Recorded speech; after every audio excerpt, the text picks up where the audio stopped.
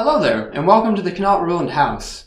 Have you ever wondered why clothing is so colorful and how long it's been colorful like that? I mean, nowadays you see people wearing clothing that range in color from bright pinks to reds to purples to greens to rainbow stripes, tie-dye.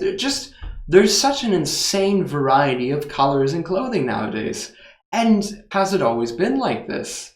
So I figured that today I'm going to take a look at the dyes that were made available and the dyes that existed back in the day in the time of the Knaut-Rhuland House, and take a look and see what kind of clothing colors and dye colors were available to the average person.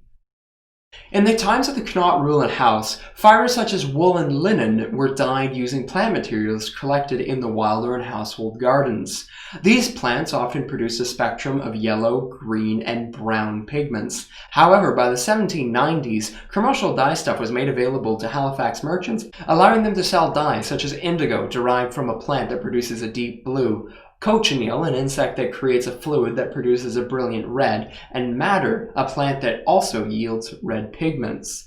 The merchants also sold the chemicals necessary to fix the dyes to the fabric in question. So in the day, it was commonplace to see people walking around in green, red, blue, and brown colored clothing. Only the royalty and the incredibly rich were able to wear purple dye, because the dye in question, called Tyrian purple, cost 3 times its weight in gold. Our museum has a live display of some of the plant materials that would have been used by the end of the 1700s in Nova Scotia. Some examples of these would be bracken ferns, tansy, and black walnuts, making yellow-green, light yellow, and dark brown dyes, respectively.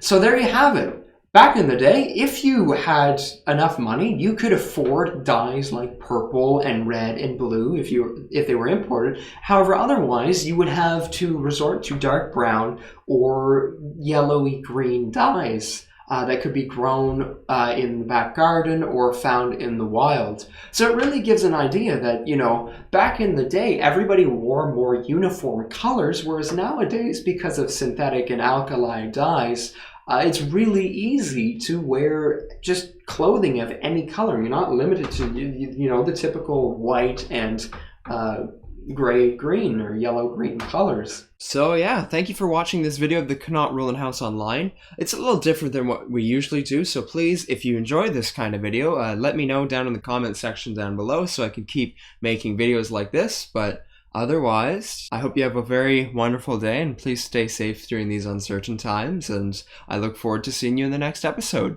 Thank you very much, and take care.